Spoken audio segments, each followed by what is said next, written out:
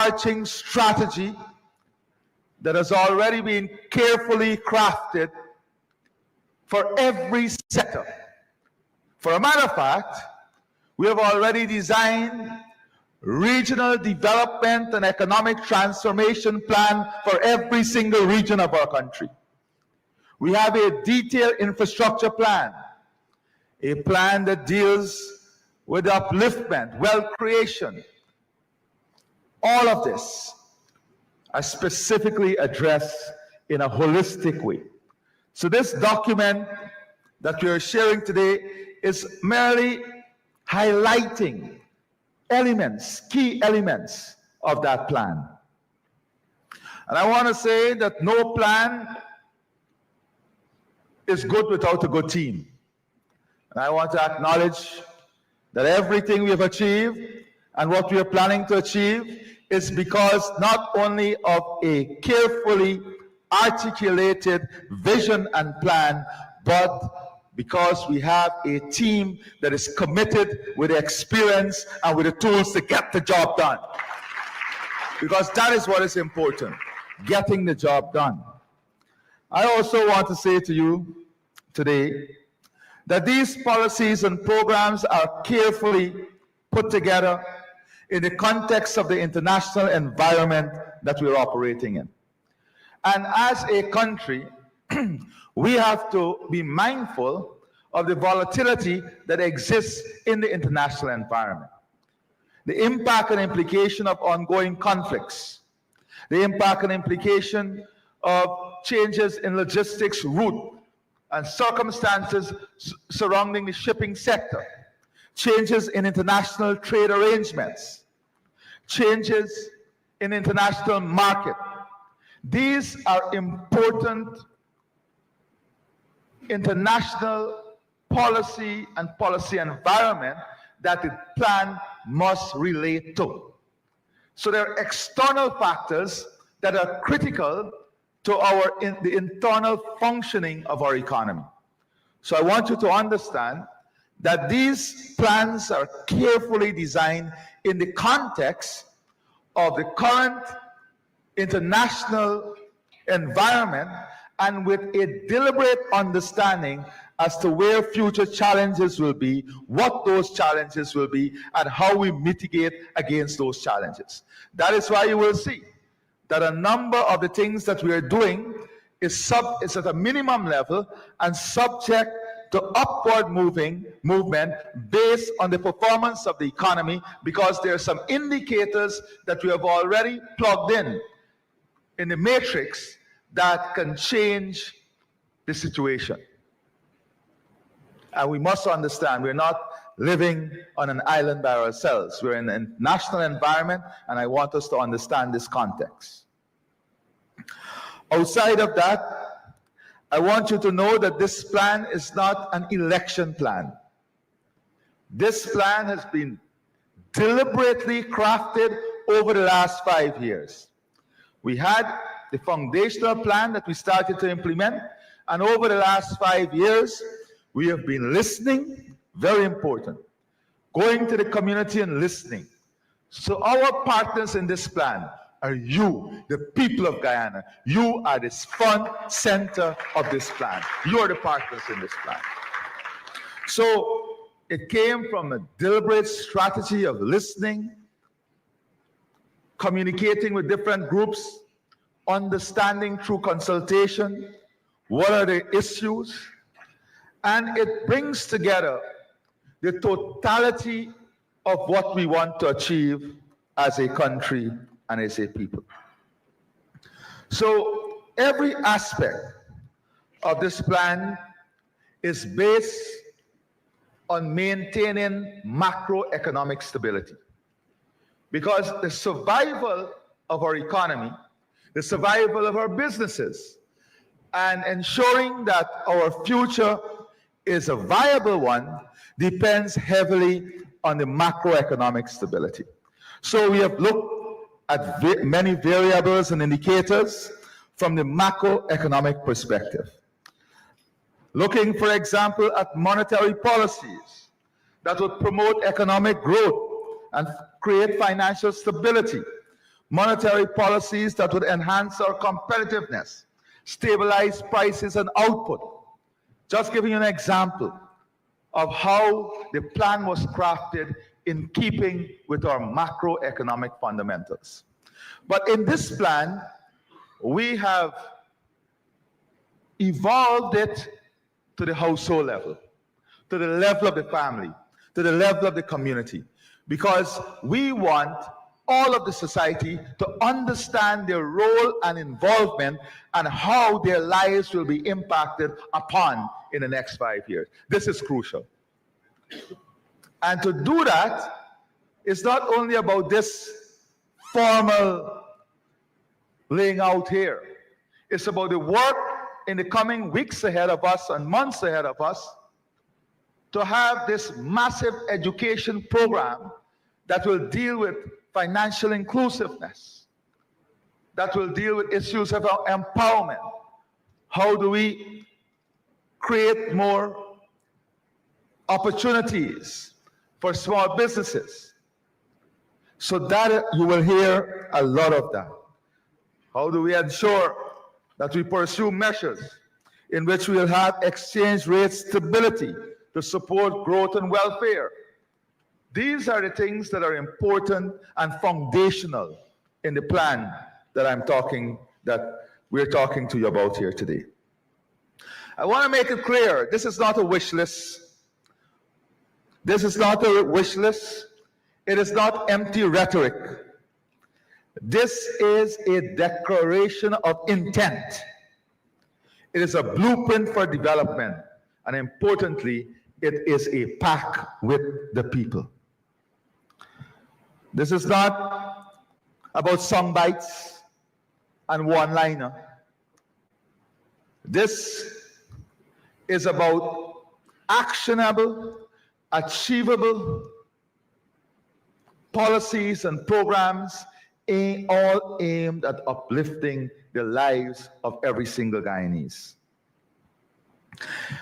We, in developing our strategies in the PPP, never develop strategies to appeal to tribalism and ethnicity. That is not what the plan is about. The plan is about development, advancing every Guyanese, advancing every sector, creating opportunities for every sector, incentivizing the system to promote growth, expand businesses, create jobs, and develop our country to its optimal.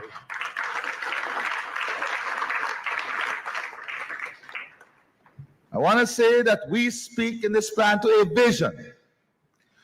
And importantly in this plan, you will see that we have placed targets in the plan because we believe that we must have verifiable indicators. We must have indicators and targets that the people can measure our performance against. That is why we're the only party that can campaign on a track record, because when you look at the indicators, you can verify that we have delivered. We are a government of delivery. So this plan is measurable, it's achievable, important. It's lots of work. I won't lie to you. This would require 17 to 20 hours of work every single day. It is imaginative, but it is implementable and achievable. We do not believe in making promises we cannot keep. These plans were fashioned not in the back rooms, but from the ground up over the last 5 years. The Vice President, the Prime Minister, the Minister of Agriculture and Finance will tell you that we have detailed notes of every single engagement we have had with every single group over the last 5 years. Our fisher folks, our farmers, our sugar workers, the Georgetown Chambers, the Private Sector Commission. We have kept the Manufacturing and Services Association, families and communities. We have detailed notes that all help in fashioning the type of interventions that we'll pursue. And on that note, I want us to acknowledge all of the ideas that came from different sections of our society in the crafting of this plan. I want to thank all those who took time to share with us their ideas and how they see things. We listened, but importantly, like anything else, we had to weigh the suggestion against this macro vision. Then we had to align all of the suggestions. I just want you to understand. We had to align all of the suggestions into areas of priority because we have 5 years. What are the first set of things that we must achieve? So we had to align everything into areas of priority to create this broader economic plan. This plan that will drive this country forward over the next 5 years and beyond with the People's Progressive Party Civic government. The result of this plan is one that is serious, structured, and strategic. It is coherent, calculated, and comprehensive. It is focused, fearless, and forward-looking. Yes, fearless. When you read through some of the things that we want to achieve, to make our economy completely digital and having a full plan for that, to lead the world on food security, to lead the world on climate security, to lead on energy security. It is fearless and bold statement, but a clearly articulated strategy to achieve those goals. So I want to say it's focused, fearless, forward-looking. And forward-looking, why? In this plan, you will see us talking about the creation of the new economy. What will be the structure of that new economy? What are the type of investment and incentives that we have to put in the system now? What are the type of infrastructure we have to invest in now to have that diversified economy? That economy on which our country is standing on different platforms. That economy in which we convert healthcare and education services into employment opportunity, but more importantly, into foreign currency earner. So the plan is forward-looking. It's grounded in goals and guided by good governance. We're committed in this plan to remove areas of weaknesses, to build greater compliance in the system, to remove human biases, to reduce bureaucracy, to increase efficiency, to holding people accountable, and to build a system that is driven on a technological backbone so that there is precision and predictability in the system. Predictability is important for businesses, it's important for the citizens, and it's important for investors. People must trust the system. Whether it's the judiciary, the legislature, or the executive, and institutions that will be in charge of implementation. There must be predictability. The plan is practical, purposeful, and people-centered. It is importantly, it is not driven by emotions. It is not driven by vote-getting tool. It is driven by data, directed by duty, and defined by delivery. Because we know that this is the plan that will have to be delivered to the people, because we are going to win the elections and have that responsibility to deliver this plan to the people. So it's not a product of guesswork. It is a product of groundwork. It is not a bundle of buzzwords. Many of the, what I've heard so far is just picking buzzwords and dropping it in a document. This plan is not about buzzwords. It's a map, a model, a mission.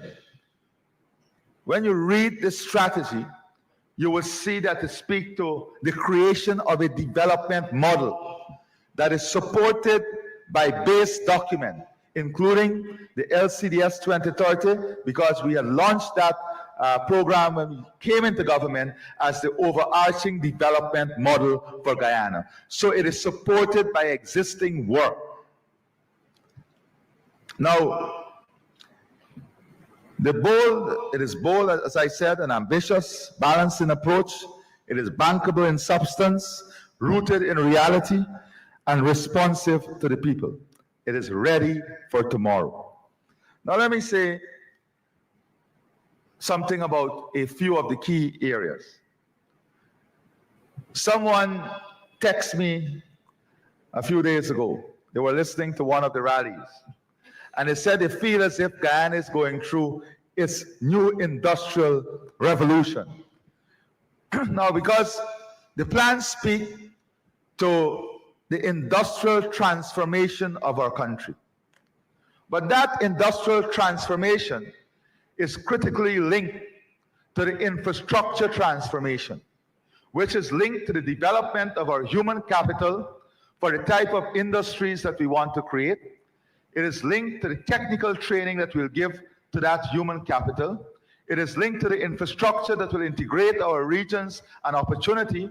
And it is also linked to what we are pursuing in achieving opportunities for our local private sector, and most importantly, translating those benefits down to the level of the family. So I will just take 3 minutes to give you an idea. We're starting in Region 1 because you have to understand this infrastructure layout before you understand anything else. We start from Region 1. We are already building out a new port facility at Port Kaituma. We are building out facilities in Maruka and Mabaruma.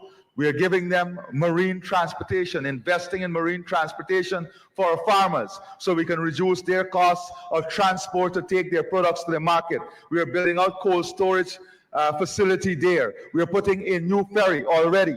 We have a new ferry coming to service the Region 1 area. We are expanding cocoa and coffee production there. We're going to the 5 spices production. We are creating the processing facility and capability. We are bringing that and bridging it to a new a regional port that we're developing in Charity with investment in the coconut industry, investment in the coffee industry, linking that port to the Caribbean so we can ship directly from Charity to the Caribbean, putting 2 new ferries going into Essequibo so that we can support the tourism sector, building out that road in Essequibo that is already maximally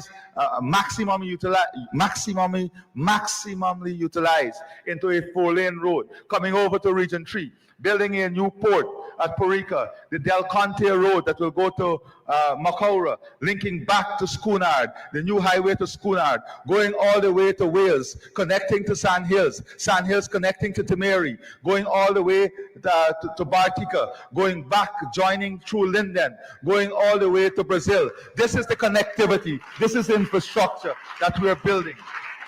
Coming through back and connect to Wales, we will have the Wales Development Exclusive Development Zone. You will have the Forest Gas Pipeline coming on board there.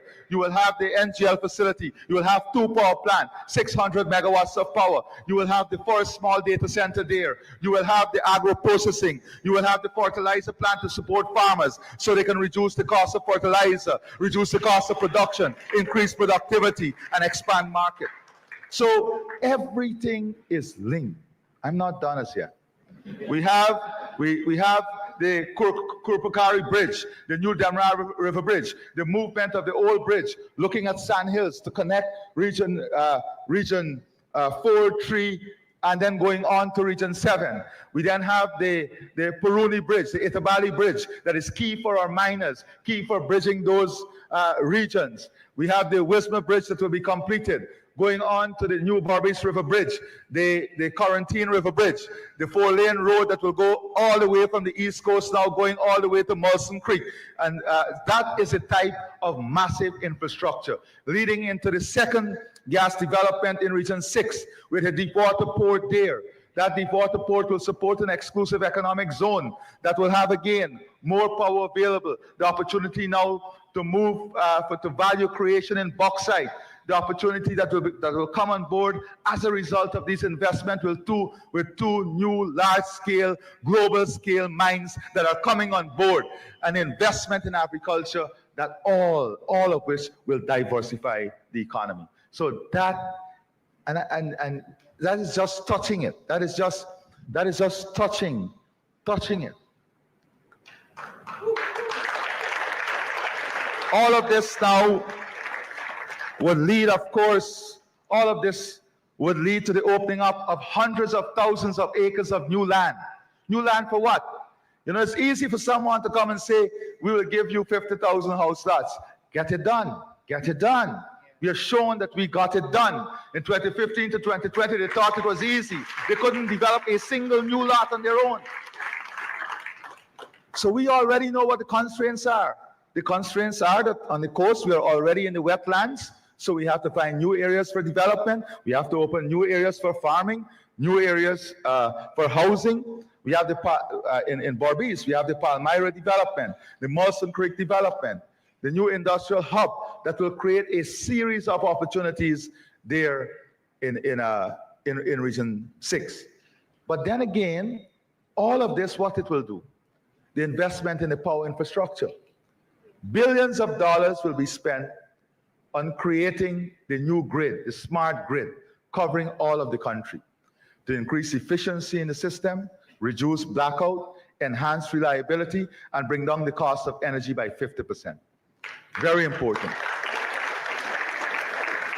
So the infrastructure plan is the backbone of the investment plan, because they must meet.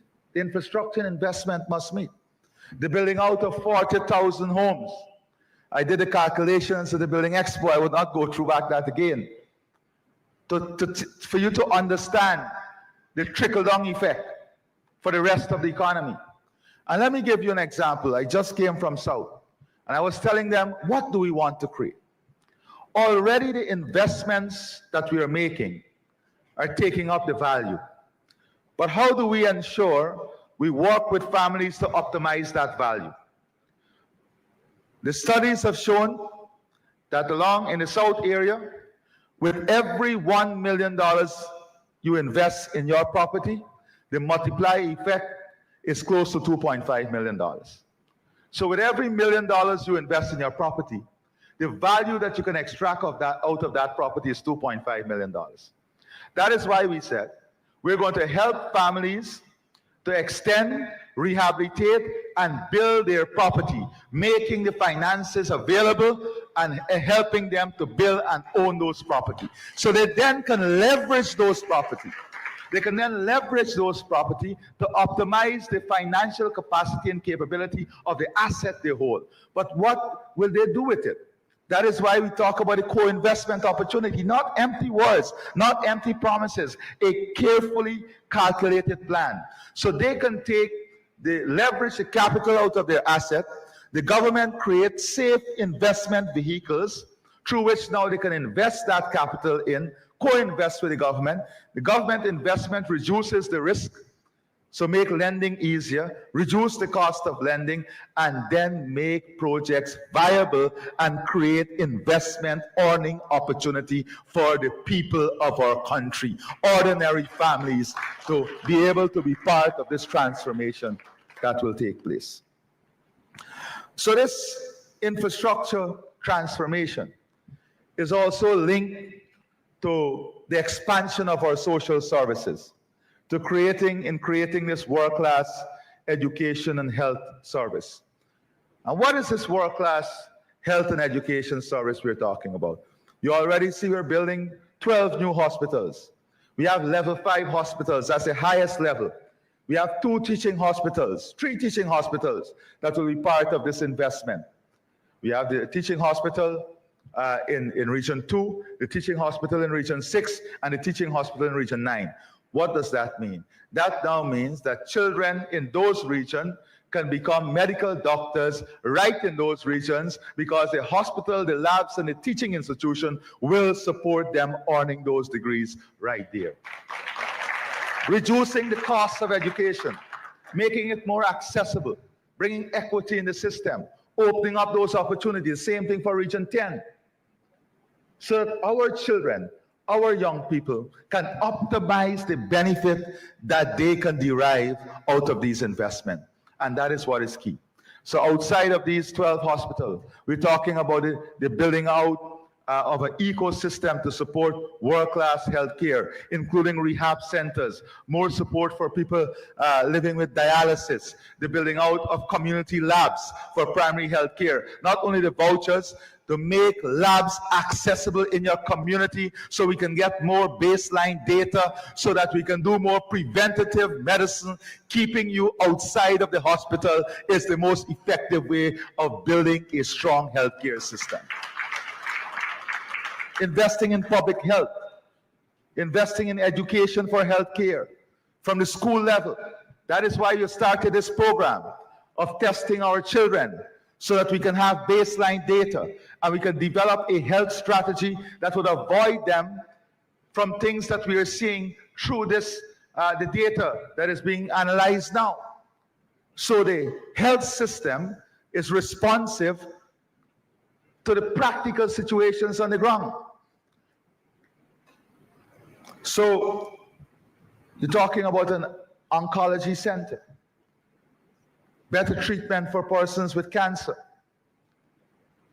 the development of a biomedical hub here in Guyana, where we're producing our own vaccines, expanding our pharmaceutical manufacturing base so that we will be the hub of pharmaceuticals, vaccines, and everything else to deal with health sciences and life sciences here in Guyana for the rest of the region.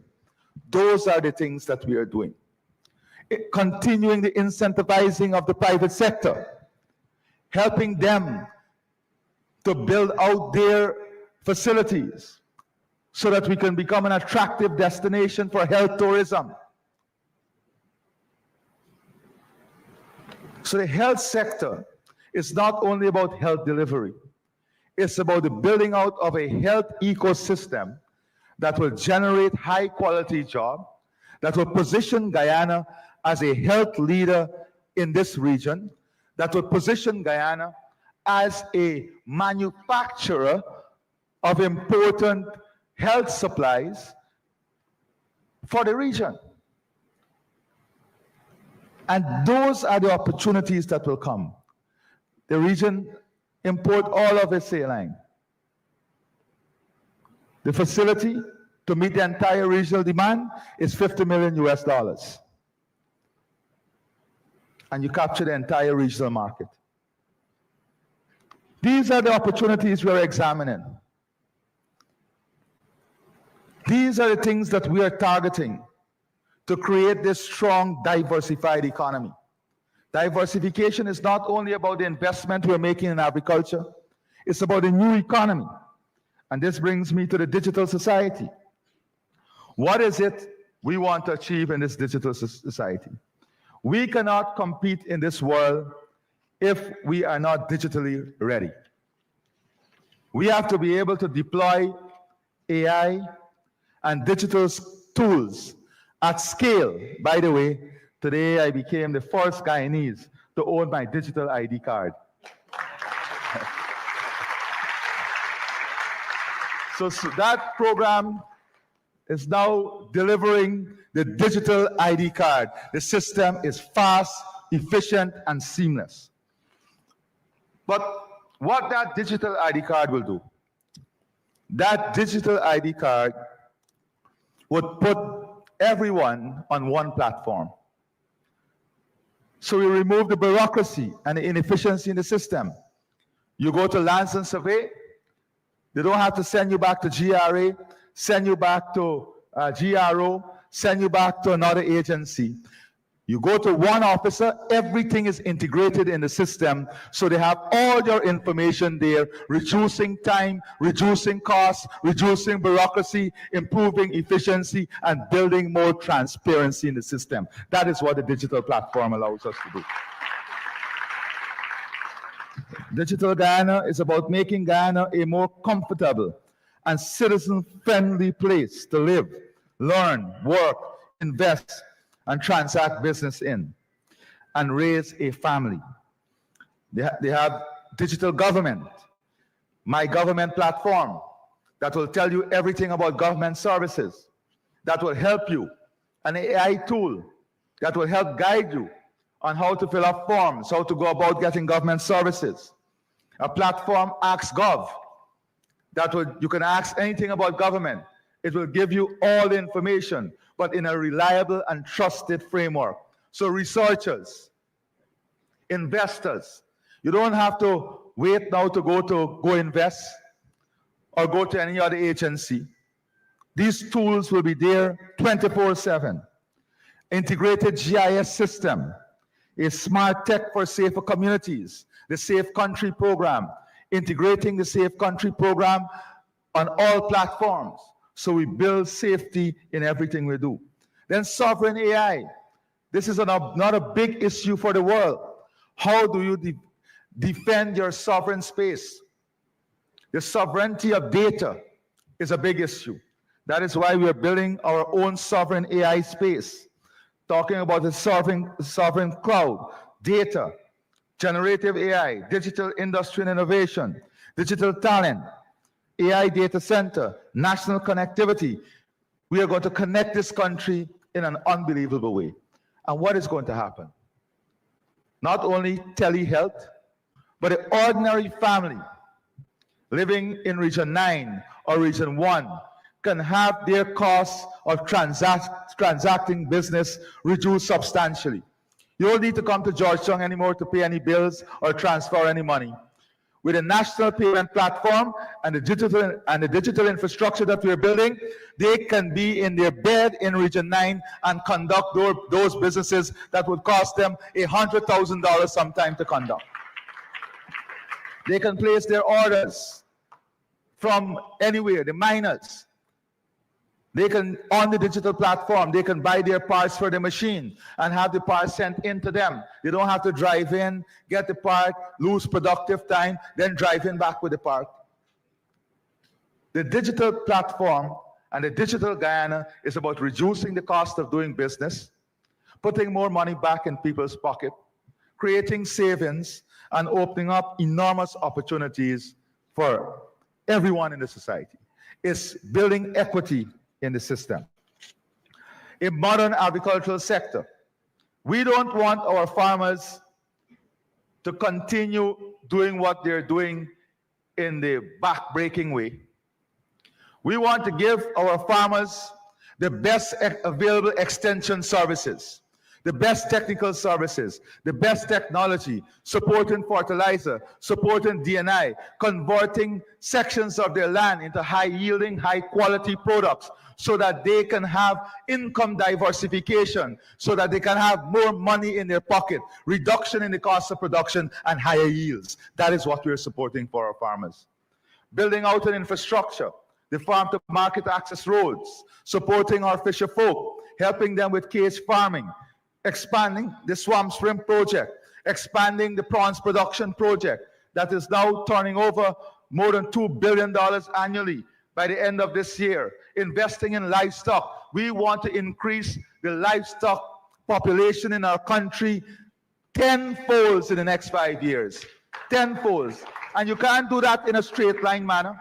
We have already decided that to do this, we have to bring in bred animals already.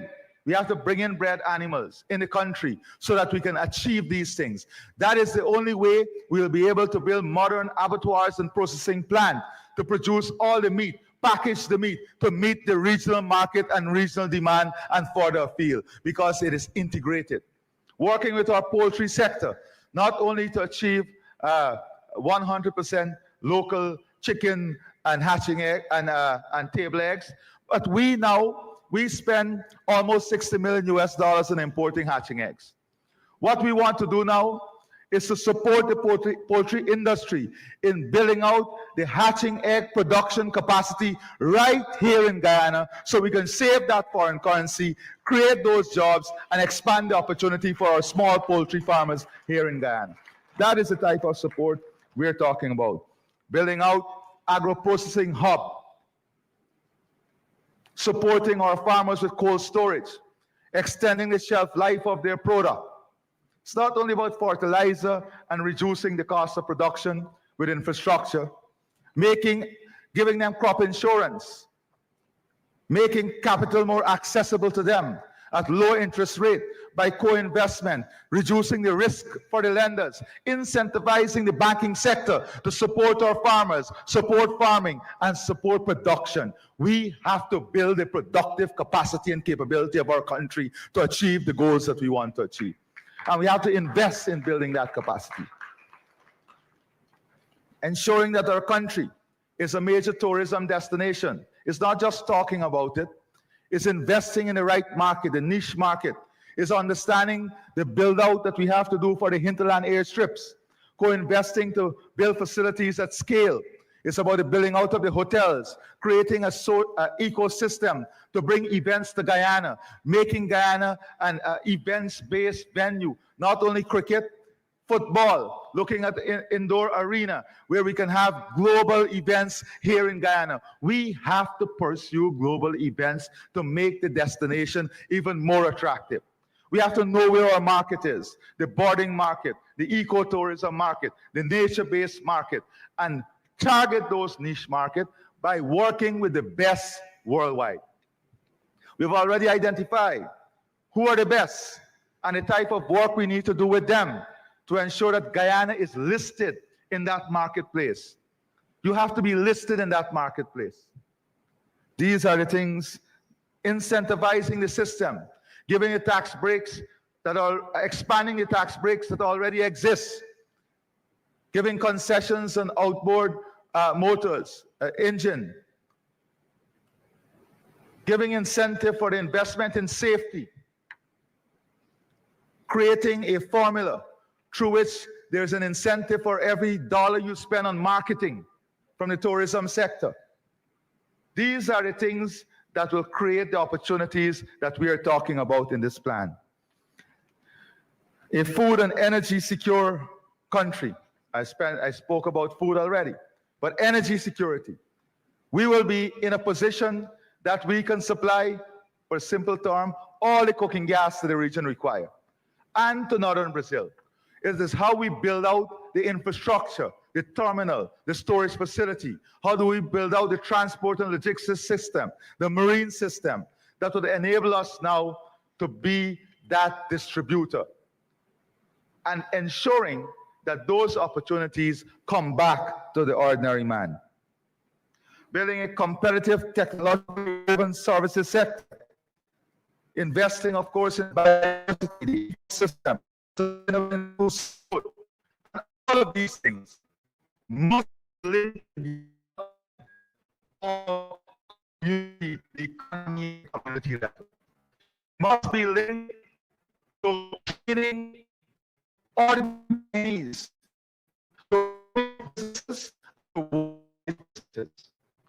must be linked to the truckers. We have to have a meeting with the truckers so that you would understand where the opportunities are and that you're investing in the right type of trucks that will make use of the future opportunities. These are the things that are key.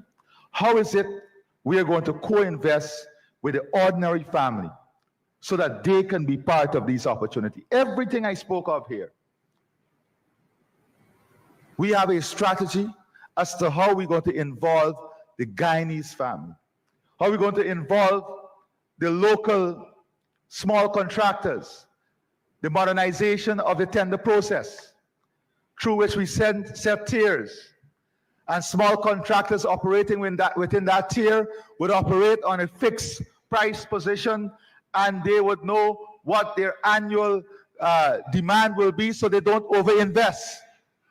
And if you come out of that tier, you know that you can't come down back in the tier, because we don't want people to overcapitalize. If you overcapitalize, then you'll have operational inefficiencies. We know what we're about. We have thought this through completely. This is not about sitting down, poor man sit down there with a mic, and we can get back to that.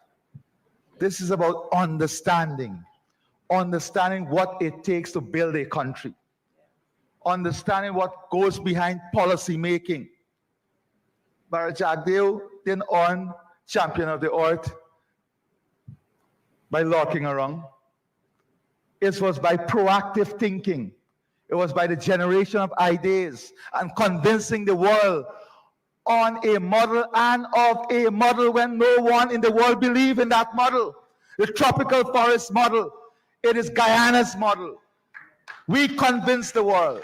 The Vice President convinced the world. You know, one of the biggest things in the leadership that I can tell you, you know when you drive us more?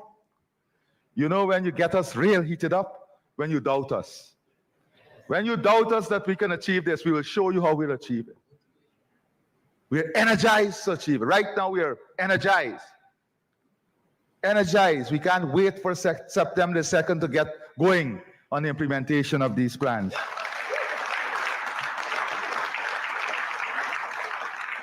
We're talking about building this diversified economy with a highly skilled workforce prepared for resilient and a secure future. When I speak about a highly skilled workforce, you have ordinary Guyanese, young people from ordinary families now. I don't know if anybody from the National Skills Training Center, Professor Sankat or anyone is here. But let them tell you, ordinary Guyanese are trained at the highest global level at a center we built in less than 3 years here in Guyana.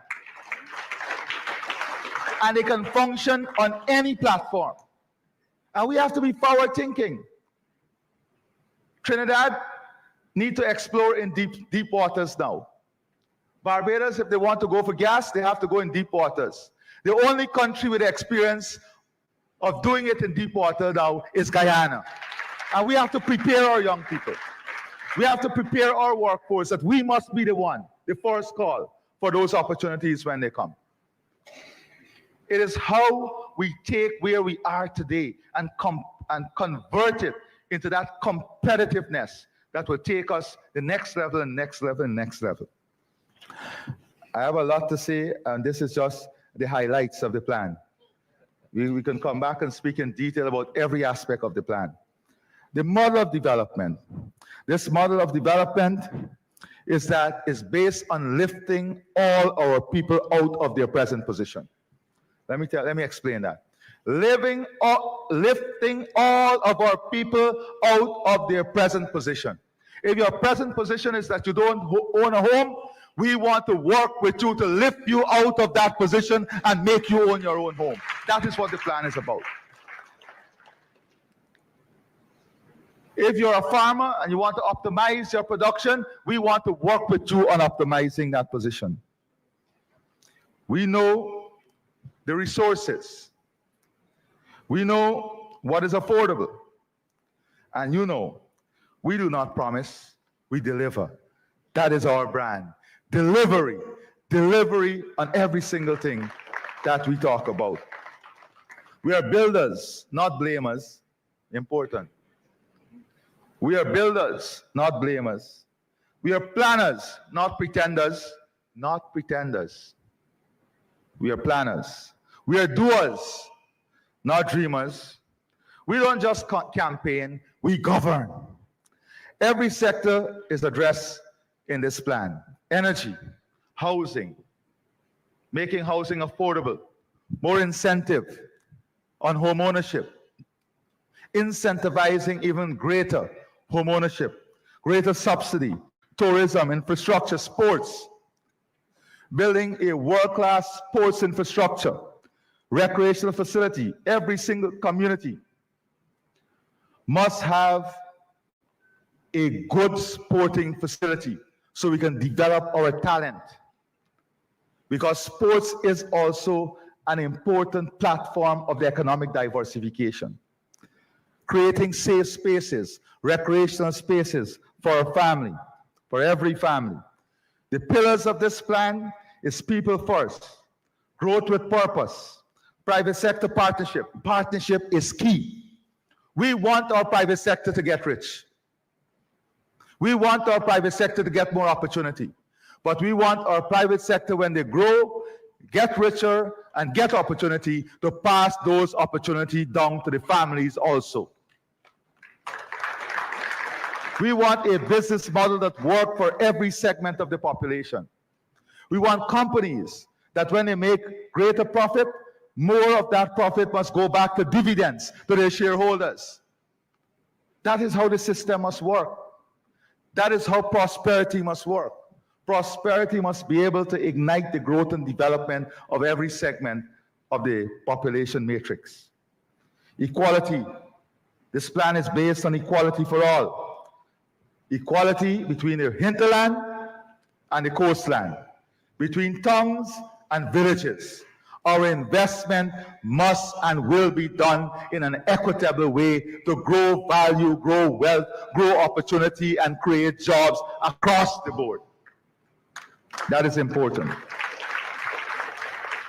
Our plan is based on inclusive democracy, governance and democracy, the modernization of our tender system, the building out of an anti-corruption agency unit.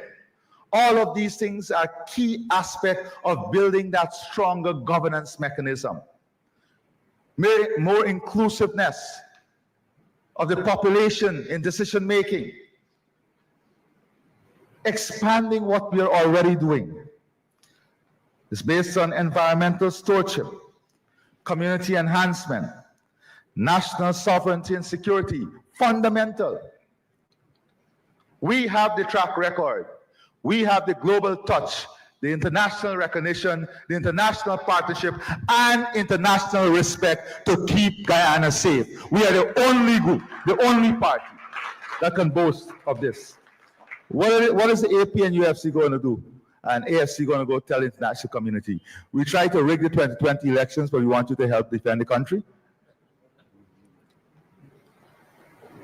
Well, the others in what we're talking about. Youth and women empowerment. Important. How do we build and support more women-led households, women-led businesses? How do we ensure that our young people are helped to be integrated into the economic opportunities? How do we help ensure they are maximizing the use limit? We did not put a limit now to scholarship. The first country, you want to do nursing? Get the basic requirement, we'll pay for you to do it. We'll give you a stipend while you do it and guarantee you employment after you finish it.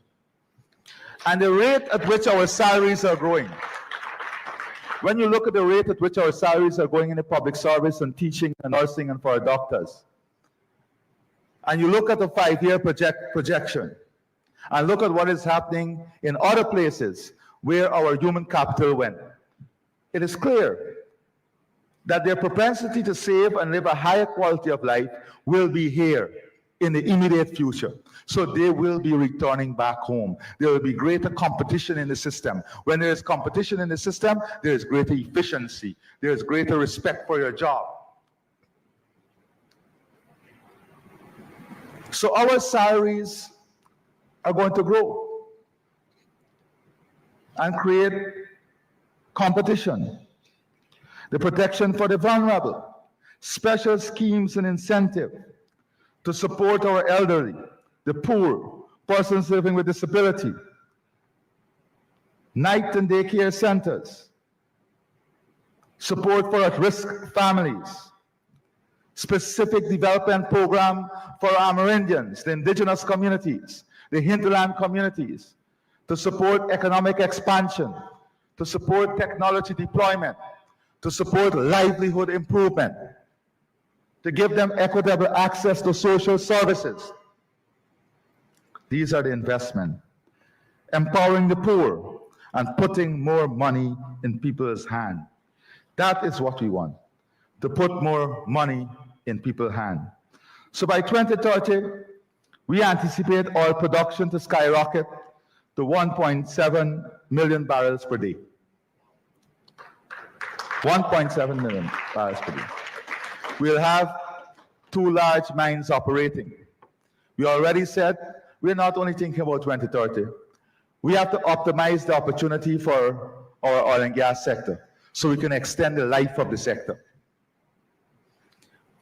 Revenue from environmental services. The manufacturing and industrial hub. Revenue coming in from gas, transport and logistics. And we said that we want to move towards value creation on our bauxite. In mining, we're not only looking at land for our small miners and land for our small loggers. We want to help them so that they can get access to capital, form them into consortium so they'll have optimal utilization of machinery and technology so that they can get more support, help them with the infrastructure to get to their land, help them in value creation and value addition. Those are the things that we want to do. I told you about agriculture, developing the drainage and irrigation system, the whole Hope Light Canal, the sugar industry.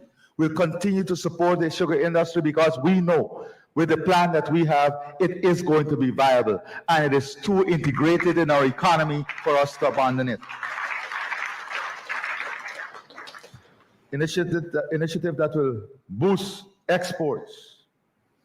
By 2030, as I said, we will be self-sufficient in hatching eggs, building out the entire value chain, corn and soya, so we can produce all our feed right here in Guyana.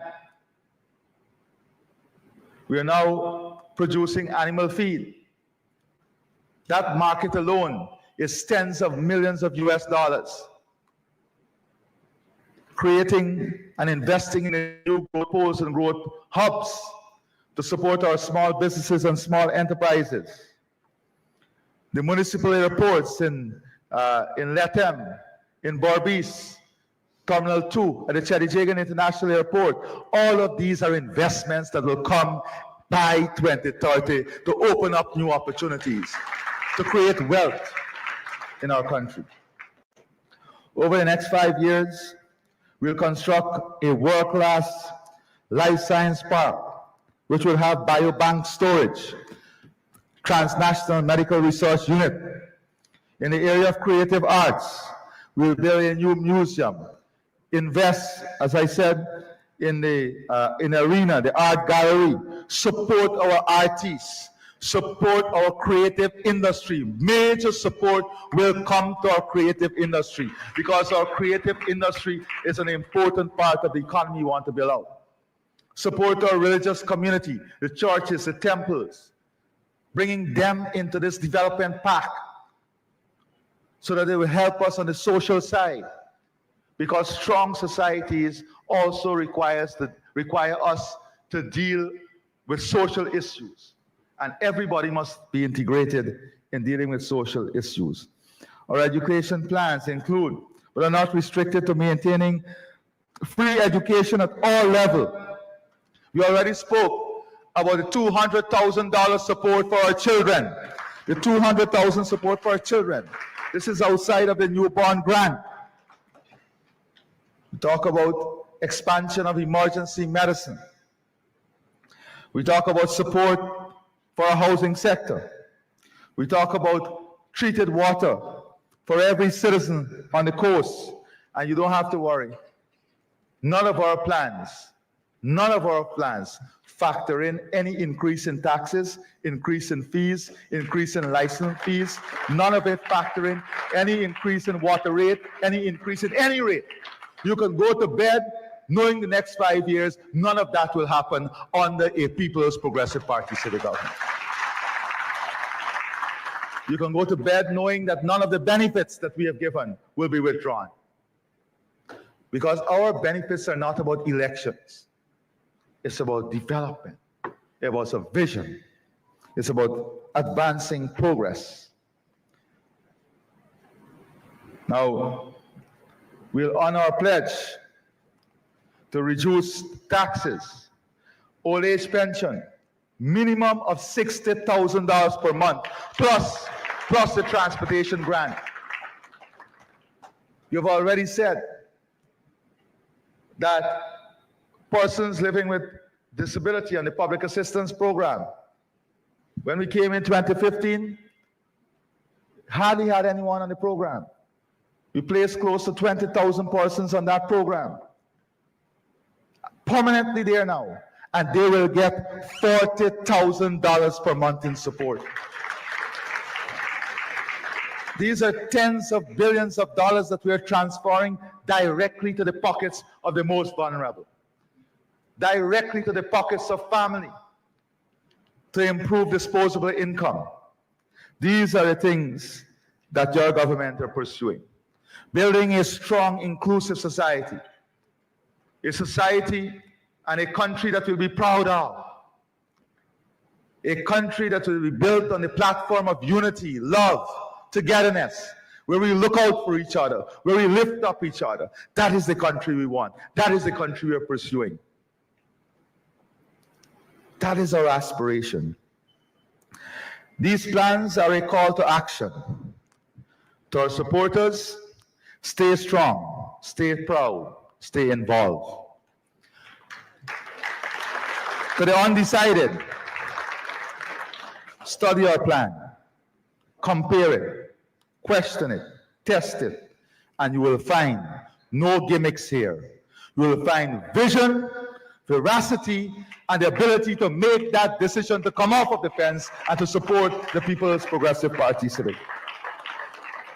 To the youth, the future is yours, and this manifesto is your launch pad. To the workers, we see you, we hear you. This plan will lift you up. To the business community, you are part of the engine. We'll be your partner. To the pensioners and the vulnerable, you will never be forgotten. We'll protect and empower you. To the doubters, watch us work, watch us deliver. To the world, this is Guyana's time. Let us rise together. Let us grow together. Let us build together. Our manifesto begins with a promise, but it ends with a call. And let me say that when we speak about development and inclusiveness, financial inclusiveness, and inclusiveness of all in our society, we are talking here about our animal lovers, because we have to take care of our animals too. Specific provisions will be made to help our societies, our animal society, to work in every community to take care of our animals. Because we have to demonstrate we are a caring society at every level. That we are a responsible society at every level. Our plans begin with a promise, as I said, but ends with a call to action, a call to unity, a call to purpose. Let us build a Guyana we deserve, a Guyana that works, a Guyana that wins, a Guyana where the people always come first. This is our mission. This is your moment. And with these plans, we move forward, not backwards, not sideways, forward, forward, always together. Forward, always together. And as I said, we have detailed plans for every region and every sector.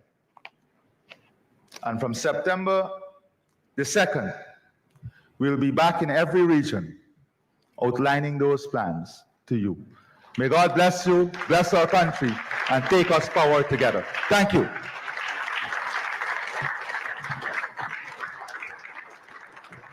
Wow. Thank you, Mr. President. We know that he can go all night just doing this, right? Which other presidential candidate can dive into the details of development like this? None. Which other presidential candidate? Unparalleled. No, it's no incomparable. Thank you very much, Mr. President. Just two housekeeping announcements. I was asked that PAC 6515 and GZZ 7850, please remove your car. It's currently obstructing someone to come out. PAC 6515, GZZ 7850. And at the end of this formal program, we would like to invite everyone to join us for refreshments at the Piazza. And the QR code that it's on the invitations and that should be on your seat was not active. We are waiting for the presentations to be over, so you wouldn't be distracted. So it's going to be active pretty soon, in a couple of minutes. Ladies and gentlemen, at the heart of every strong movement is a leader who ensures our vision remains clear, our principles remain firm, and our organization remains strong. For the PPPC, that leader is our General Secretary.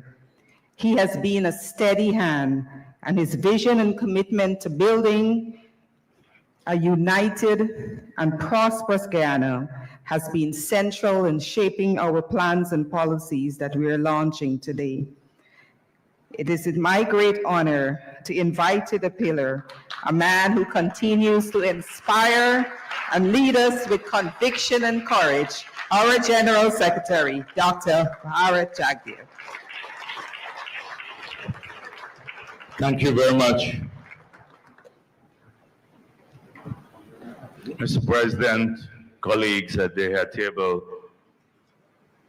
special invitees, ladies and gentlemen. I guess that you will leave here this afternoon with a clear picture of what the next 5 years will look like.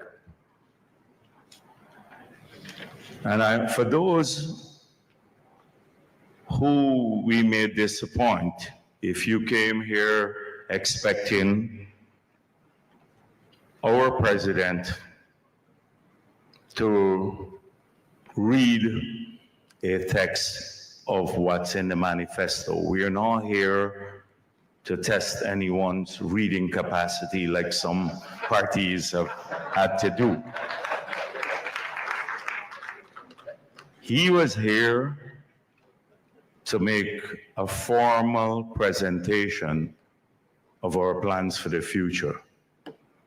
And what he was clear about is that this manifesto that you will read soon, as soon as we leave here, reflect only the highlights of plans that have been worked on for many, many years and have been carefully elaborated, plans covering each sector and each region of this country.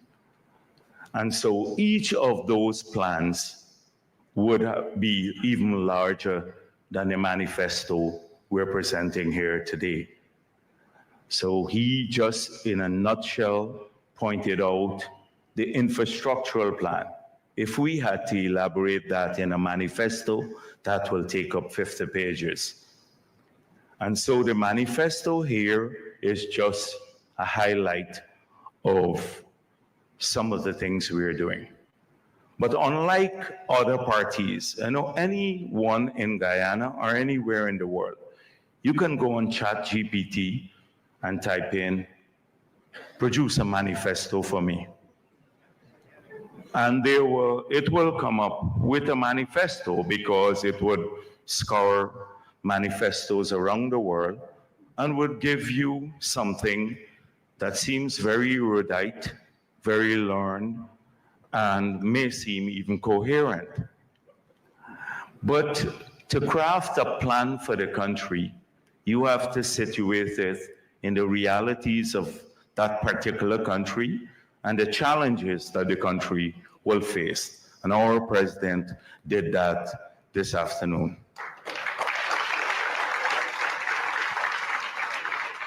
He's identified the strategic goals of the plan, and then he pointed out the context in which all of the suggestions, the sectoral policies, as well as the regional policies, the context in which they will be implemented.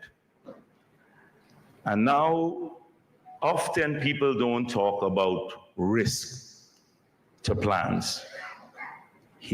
I want to focus on a couple of risks that he identified, that if not carefully addressed, could derail any economic plan and prosperity. And the first is unsustainable macroeconomic management. President pointed this out.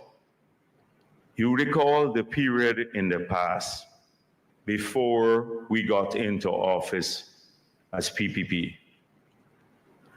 We were using 153% of revenue to service debt. The debt was over 9 times the size of the economy. The balance of payment deficit was 47% of GDP. Every 2 years, we are doubling the debt with the rest of the world. The fiscal deficit was 25% of GDP. That means every 4 years, you had to double the debt. That is the debt, the government's debt. Interest rates were close to 40%. Inflation was triple-digit inflation. How could you ever achieve a sustainable medium long-term plan in that context? It was impossible. And so sound macroeconomic management is the fundamental to the success of all sectoral and regional policies. And we've demonstrated over decades that we are capable of managing in that manner. Today, long before oil, we fixed all of those things. Before oil, we brought the revenue to service debt down from 153% to less than 10% of revenue. The outstanding debt was less than 45% of GDP. Interest rates came down to single-digit and inflation rate. The fiscal deficit was improved. We're now running even a balance of payment surplus. And many of those things took place even before we started producing oil. And so you are aware that in this team, Irfaan Ali has played at various roles in his career a fundamental part in ensuring that we have such a sustainable framework. And so he goes there returns there with enormous experience and understanding what it takes to manage a country. And he's supported by a vast team of us who have lived through this for many, many years in the tough times when we did not have money. So that's the first point. This context is situated in that framework, a sound macroeconomic management framework. Secondly, we run the risk now that we're producing oil and gas of the Dutch disease. This could destroy your economy if not managed carefully. We've seen around the world those countries that have had windfall revenue from a single sector destroy the rest of the economy, so that over time, that sector produces most of its income and revenue. And when the sector runs into trouble because oil prices are cyclical, mining prices or mineral prices are cyclical, you see a huge decline in economic prosperity. In fact, economic disaster. We've seen it around the world, Venezuela, and many other oil-producing countries. So you've heard Irfaan Ali speak a lot about diversification. The things he mentioned here today, the new sectors, the new growth poles that will create the wealth of the future, from the hospitality sector to agriculture to biotechnology to the connection with Brazil. All of these are areas that would receive vital policy attention to ensure that we have a diversified economy so that our jobs and income in the future can come from a broad range of sectors. And the economy will be managed in such a way that you avoid the change in relative prices that would kill our manufacturing and agricultural sector, because if the exchange rate appreciates too rapidly, then that could happen. So you can rest assured that we have a clear plan for diversification of the economy. Every other party has spoken about only how they will use oil money. All of the promises they're banking on oil money remaining high, and oil prices can collapse tomorrow. And where would that leave us as a country? Every other political party, we're the only party that speaks now of wealth creation, diversification, and creating that broad-based economy. And the president has led this from day one.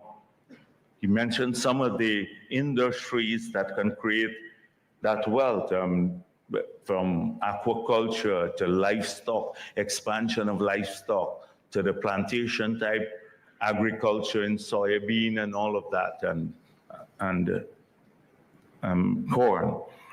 That's the second context, or the second risk that only the PPP is talking about managing. The third is climate disaster.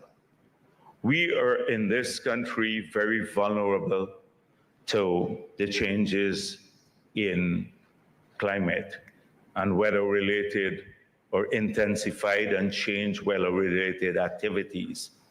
And we're the only party, check out all of the others, that have come up with a strategy to earn the money and invest it to ensure that we make our country climate resilient. From all the Hope-like canals that would open up nearly 100,000 acres of land, but keep these communities safe from flooding and the farming areas that we're building. 40 new mobile pumps, 39 other pumps, fixed pumps installed, over 60 cokers being rehabilitated. We're the only party that's actually talking about it and implementing it. It's happening now, and it's coming, not a cent of it is being funded from the Treasury. It's coming from an innovative way of earning money that we've led the world in. So that's the next context that can pose a risk and derail any economic plan if you don't address carefully, and that's being addressed here. The other area that the president mentioned, another risk that we are managing, if your plans are not flexible and they don't take into account the international variable, which he spoke of the changes in the global financial system, the changes in the world trading system, the political events in the world that can rapidly have an impact here in Guyana. For example, when the war between Russia and Ukraine started, the serious escalation in fuel prices. These things, if the national plan doesn't account for those variables, and they're lopsided, then you can be harmed immeasurably. And so these are just 4 risks that I pointed out that no other political party talks about. They just give you a listing of everything they want to do, $200 here, $500 here, that's it. But that's not how you manage a country and an economy. And so the team that is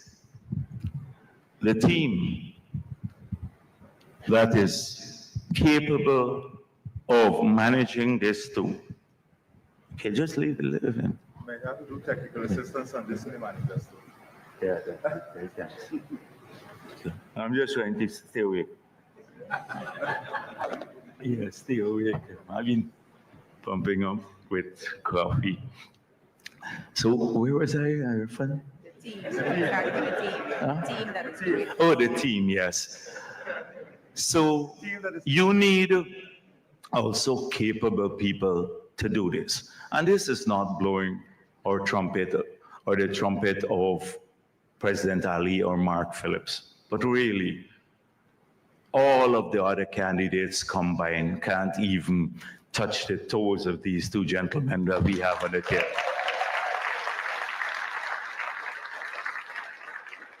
Norton, Juretta Finance, Mai Paul, as Rudin Mohammed. They've even managed a department of the government before. Not even a department in a government agency. How could anyone even entrust them with the future of our country and to manage us all through this era where, depending on what we do, we can go down we can become the most prosperous country in the world, or we can become a failed state and a sanctioned state too. And so, on all counts, you have seen that this team is capable and can manage a broad-based policy, economic strategy. Two, if you look at the campaign slogan, when we went to elections in 2020, next to our T-shirt and everything we put out, you'd see it there. You'd see we said, one country, one people, one future. And that's back on our T-shirts. We have worked at a party level to strengthen our party everywhere. We have grown stronger in every community, our traditional communities, and in the area where we were underrepresented, in the Afro-Guyanese communities, we're growing stronger day by day as a political party. And I'm very proud of that as the General Secretary. And in the government, it's the same thing, everywhere. We've worked because people have seen the heart of the party. They've seen we're trustworthy, that we'll keep our promises to all the people of the country, as we did every promise that's listed in our manifesto in 2020. They were deliberately put there, and we have implemented them. And because we have implemented them in an equitable, fair manner, where people have seen the true nature of this party, and more people are attracted not only to our vision, but to the collective, that the combined, unified collective that we operate. And so that's the next thing. We're the only party that tries to bring people together. The others are still stuck in the past, trying to divide our people along racial or religious or whatever, or gender lines. So that's the second thing I wanted to say here today. The third is that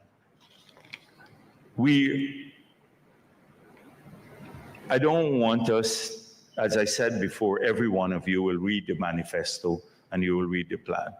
So there are three sets of things that we're trying to achieve in the next term. The first is to continue the transformation of Guyana. And that's very exciting, and it can put us among the leading countries in the world. And how do we do that? It is modern infrastructure. The president spoke of this: power grids, ports, smart, general diversified sources of electricity generation, digital society that could impact everything in Guyana, from fintech to technology, biotechnology, etc. Those will transform Guyana. Those are the big things that you will see happening. And I don't want to enumerate all of them, because all the sectors, but you will be able to read about them. Every single sector of the economy, how transformative it will be. It would allow us to bring better services right across the country to our people and make the society more efficient. The next thing is communities.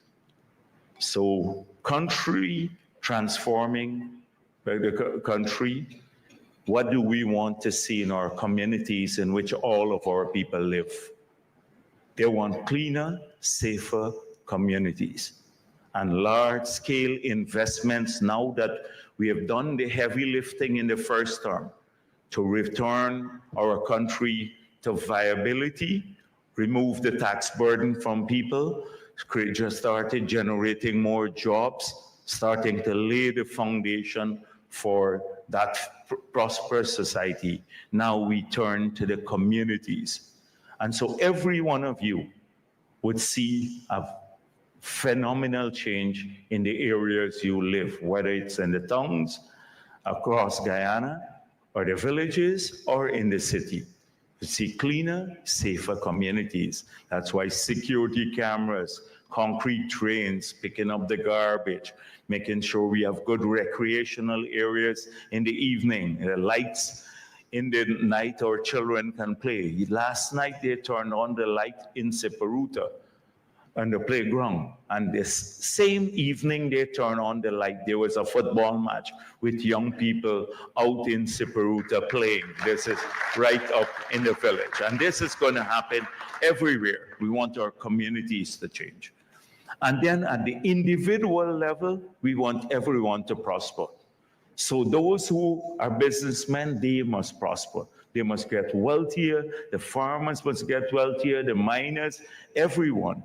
And those who are poor, they must know that they have a government that would assist them through better education, healthcare, to give them a pathway to come out of poverty.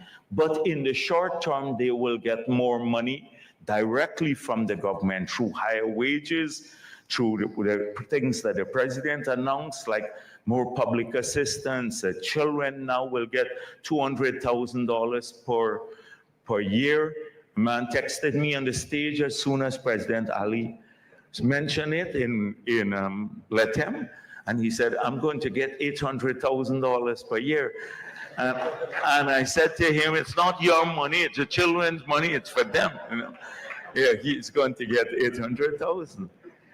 So that sort of thing, giving our pensioners more money, those living with disability, so they can grow. If you have need for a house lot, to get a house lot to people, to clear this backlog that we've had because of no investment by the past government, every young person can get a house lot. Poor people can get help directly to build or improve their homes, because we need everyone to grow. So it's country transforming, our communities being transformed right across Guyana, whether in the hinterland or in the coast where we live, and then help at the individual level. We want our people to be more prosperous in the things they do. And that's why supporting them to start small business with zero interest loans, etc., could help in that. So I'm not going to enumerate everything that the president explained in great detail, or what's in our manifesto. It's just that I wanted to tell you the areas, and then working in partnerships. Partnerships are very important. There's so many social things in our society that we have to tackle. Like the president mentioned, animal welfare, or violence against women and children, or many other social ills, you know, like suicide, and people needing, our young men needing a shoulder or guiding counsel when they face critical crossroads in their lives. And that's why we said we'll work with NGOs directly through higher funding and with all the religious bodies. I was in Blackbush Boulder, and someone said there's a masjid there, and they're helping to train young people, and whether they can get support from government. And I said, have you not heard the president? Churches, temples, mosques, everyone will get help directly if they are fulfilling these tasks and helping people in the communities to get better skills, or working to prevent violence against the individuals, etc. That sort of caring that the president meant, a more compassionate society. And then the next area is accountability. Accountability in government, from the police, from the executive, from the judiciary, fighting corruption. All of these things are part of our plans. They're part of the manifesto. How do we do all of that to make sure that every level of the government, which includes the judiciary, that they are also accountable to the people of this country? So there are all these elements in our manifesto. We didn't come here to read out little things, and I saw some of them struggling to read what's in their manifesto. I had a good look, and when they're asked questions. So in the media, I can say to you that we'll have a press conference at which you can ask us any question about anything in the manifesto or our plans, and the president and his team will be there to address those soon or shortly. That could happen definitely before the end of the week, but today we wanted to talk to you. I'm so grateful. We have people from every one of the 10 regions in Guyana here. We have people from every interest group in Guyana here, women, men, as you heard, farmers, fishermen, miners, everyone here, public servants. And we are extremely grateful that you took your time to be here, to listen to our president lay out the vision. As you know, we're a trustworthy party. Whatever we say, we will do. We're very trustworthy. And that's why we believe that we will win these elections. Thank you very much.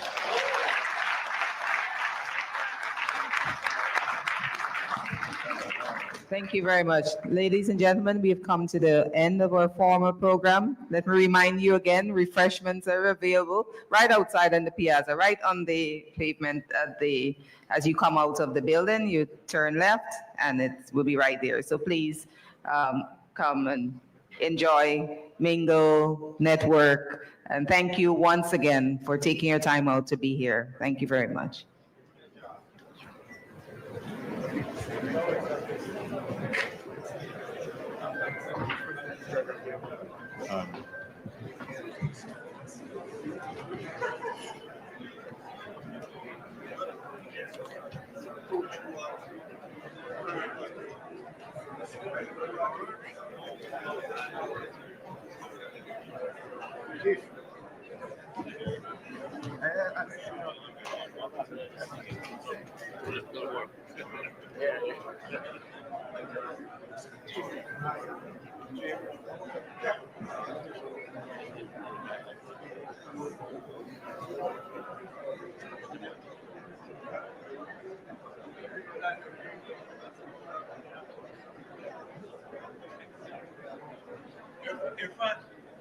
He has a son who plays cricket, so he represents Guyana, their friend. That's a cricket man. You talk to him. He's you know how many cricketers he has helped change their careers, their lives.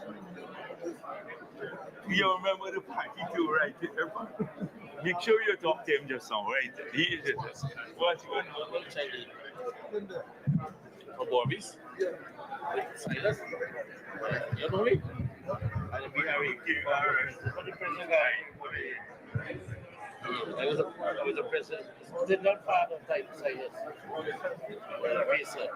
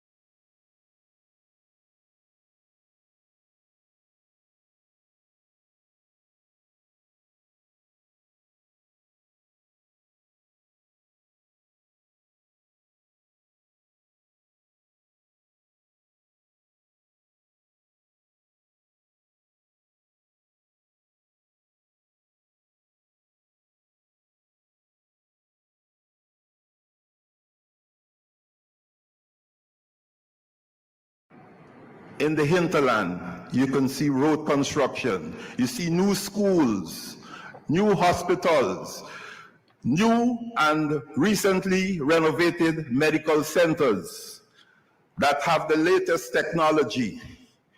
Only today I was reading about 81 telemedicine sites throughout Guyana.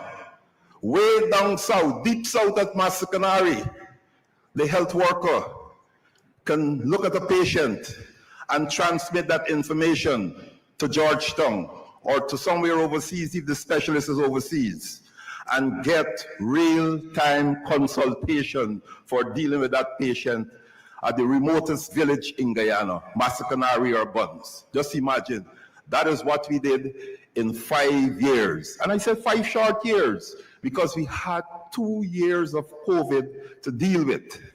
So we had our manifesto, our plan for prosperity, but we also had to deal with the clear and present danger in Guyana at that time, the COVID-19 pandemic.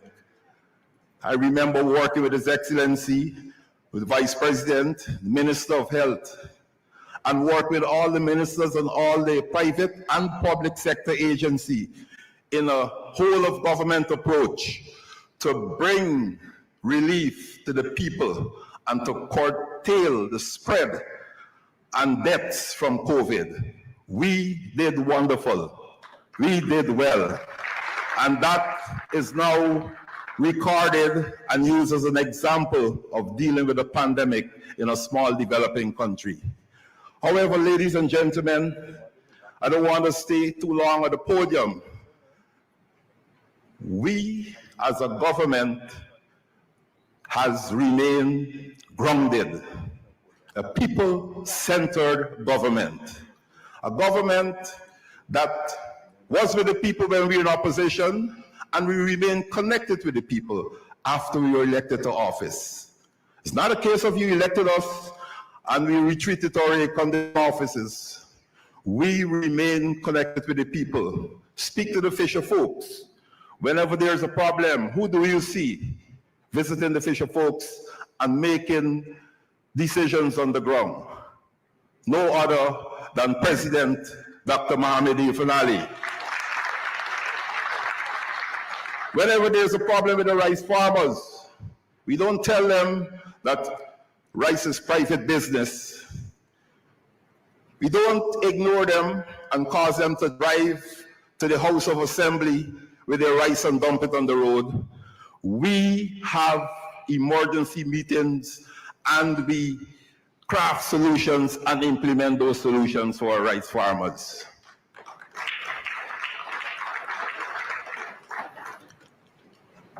Public servants, the private sector, benefited tremendously from our policies. Building out the infrastructure has not only benefited the people who live in communities, but it benefited our private sector. It attracted its own foreign direct investment and increased investment from our private sector in Guyana. So you have a government that has faced, and was brave enough to do so, to face all the challenges that were thrown at it over the last 5 years. And we came out successful. You have a government that was tried, that was tested, and is now fully respected, not only in Guyana, in the Western Hemisphere and throughout the world. You go at any international forum, and that's my experience. I'm bound to see some international leader who will ask me, how is President Dr. Mohamed Ifan? Give my regards to him. How is Vice President Jacques Dio, champion of the world? Give my regards to him. Ladies and gentlemen, today we're taking things to the next level. We have delivered, we have accomplished what we set out to accomplish in our 2020 manifesto, our plan for prosperity. Today, we are taking you forward together.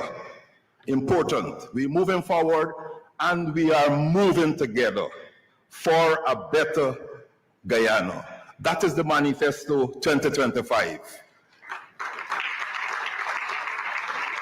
Just like in 2020, we consulted with the people, wide-ranging consultation, the farmers, the fisher folks, the public servants at the lowest level, the mid and the senior level, the private sector, you name it. We consulted with everyone, and we have crafted this manifesto, Forward Together for a Better Guyana. I know you're anxiously awaiting the main speaker. So thank you for turning out in your large numbers. In the diverse gathering we have here, as I mentioned, our farmers, our captains of industry, our public servants, thank you again, and we're ready to launch and discuss, to share with you, to communicate to you the plans for the next 5 years under the Manifesto Forward Together for a Better Guyana. Thank you very much. Thank you very much, PM.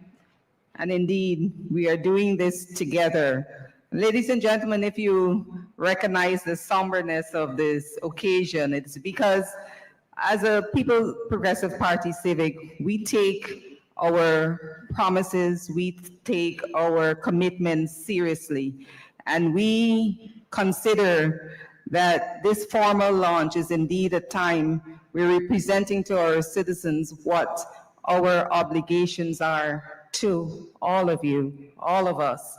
And we intend, as we have shown over the long history of this party, to meet every single one of these obligations and commitments, to you and to the citizens. And so this is, as you will, our accountability, your accountability tool for us. And so we take this occasion very, very seriously. And right now, the man who is leading that vision, I would like to now present to us, and it is my great honor to invite to the podium, to the stage, our leader who has championed this vision, who has worked tirelessly for the people of Guyana, for all of us, and who continues to guide us with wisdom, with courage, and with determination. His Excellency, my President, your President, Dr. Irfan Ali.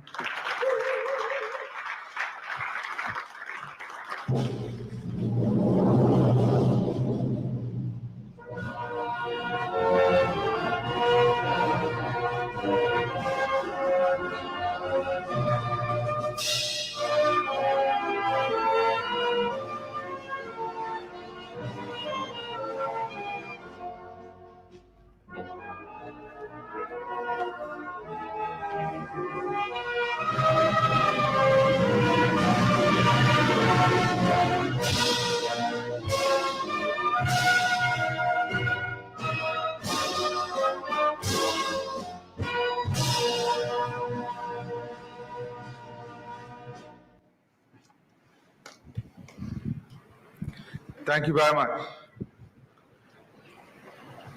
Distinguished brothers and sisters, Guyanese, exciting times ahead of us. A future that will be fulfilling. The times ahead of us will make 5 years look like 10 minutes with the speed and intensity that we'll be going at. The plans and programs and the strategies that I'm going to lay out to you are those plans and strategies that will position our country ahead of its competition. Are those plans and programs carefully analyzed in context of our projected growth, our projected revenue stream, and our projected budget structure to meet the investment and transformation that is required to take our country forward. But before I even go any further.